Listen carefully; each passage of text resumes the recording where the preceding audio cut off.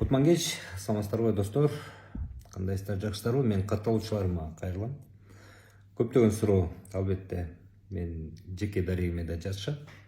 Комментарийлерге дагы абдан көп жазуулар болот. Бул жанагы тарифтин көбөйүшү мартта, майда деп президент айтпадыбы, жазында тариф, электроэнергия тариф көбөйөт деп. Анан комментарийлерде карасам, каргап да атышат, шилеп да атышат. Алмазбек Шашеновичтин учурунда андай болгон эмес, мындай болгон эмес деп дагы атышат. Баарын айтып атат да сындап айтып. Ушул боюнча мен катталуучуларыма түшүндүрмө жана мага жазып аткан суроолорго түшүндүрмө да. Бул маселе Садыр Жапаровдун учурунда чыккан жок. Бул маселе Алмазбек Шашеновичтин учурунда да чыккан жок. Бул маселе Аскар Акаевичтин президенттигинин акыркы мөөнөттөрүндө ошондо чыккан.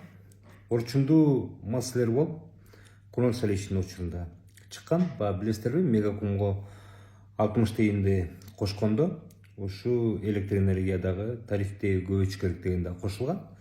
Ушунун баары дагы элдин жинин келтиргенге детонация болуп козголуп кеткен да.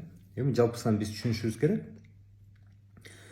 Бизде электроэнергияны негизи биз көбөйтпө деп азыр эмнеге, мисалы мындай эле айтып берейинчи, жөн эле түшүндүрмө кылып айтып берейин. Эмнеге электроэнергиянын тарифин эгер көбөйтүш керек болсо, Садыр Жапаров азыр көбөйтүш керек дебей, жазында көбөйтөлү деп атат. Бул элдин реакциясын карап атат. Элдин реакциясы кандай болот?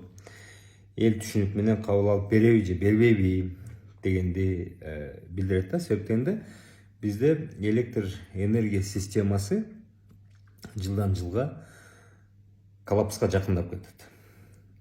Биз төлөгөн акча, жанагы электр энергияга төлөгөн акча, бул ошол электроэнергияны табууга кеткен каржынын жарымын дагы жаппайт да. Бул мурда эле ошондой болчу.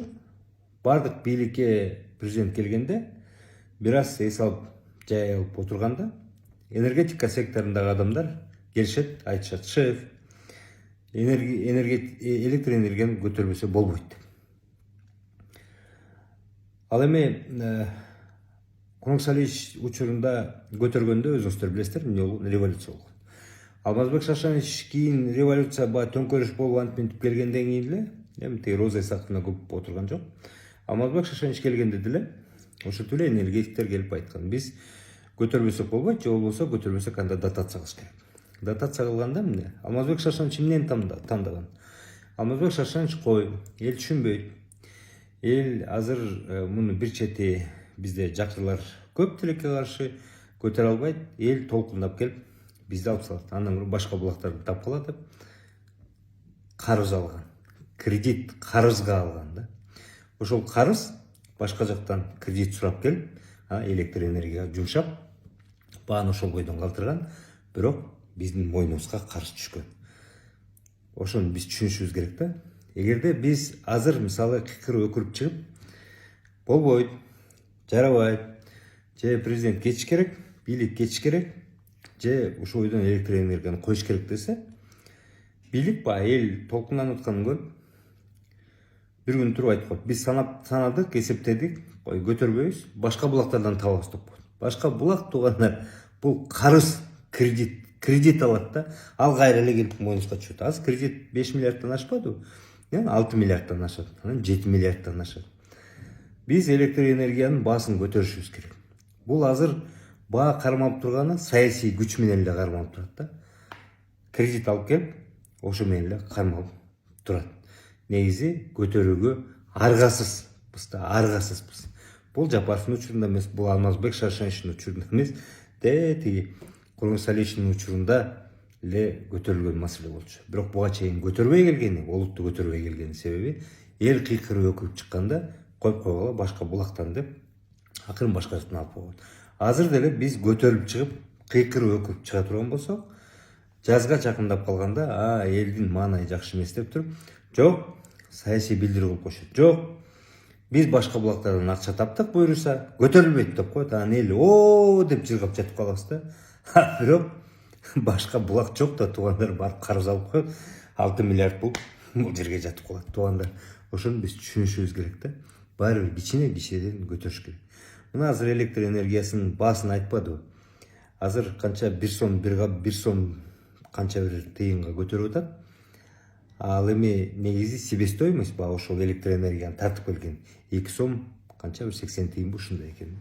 Ошондуктан көтөрбөсөк бул болбойт. Албетте мен түшүнөм. Бизде элибиздин көпчүлүгү кыйынчылыкта жашап атат, жакынчылыкта жашап атат. Бул өтө чоң сокку болгон. Бирок бул айла жок арга. Биз болбосок башка жактан караш болот. Ошондуктан бул айла жоктун иши да. Ошону биз биле жүрүшүбүз керек. Бул азыр эле чыккан жок бул маселе. Мен Садыр Жапаровду колдогон жерим жок. Аны жактаган жерим жок. Бирок болгонду айтып атам да. Мен Алмазбек Шашеничтин учурунда иштедим. Курманбек Салиевичтин учурунда иштедим. Вот так гана Курманбек Салиевичтин учурунда ушундай эле маселе көтөрүлгөн. Биз электр энергиянын баасын көтөрбөсөк, анда электр энергияга кете турган акчаны башка жактан алышыбыз керек деп. Ошондо Курманбек Салиевичтин командасы аракет кылган. Жок, эми эптеп чыдап эле ошол саясий болсо да чыдап көтөрөлүк деп аракет кылышкан, бирок ошол кошулду. Тигил 60 тыйын кошулду. Жанагы базаны кетиргендер, орус бийлигинин көзү түз эмеси кошулду дагы, анан алып качты. Алмазбек Шашенич ушунда дагы мен кайталап айтып атам, так эле ошондой маселе болгон, бирок Алмазбек Шашенич көтөргөнгө барган жок. Кой эл көтөрүп чыгат, карыз алгыла деп койду. Анан азыр мынакей Садыр Нуркожоевич айтып атат. Көтөрөлүк деп ошол эле маселе себептен түшүнүп атат да, көтөрбөскө айла жок экен. Биз азыр кыйкырып чыксак, мейли көтөрбөйбүз. Башка булактарын табабыз деп коет, башка булак карыздан өзүбүздүн карыздардан болот да. Ошондуктан өзүбүздү алдабайлы туугандар. Чыдаш керек, экономдош керек, ушинтип жашаш керек, башка айла жок.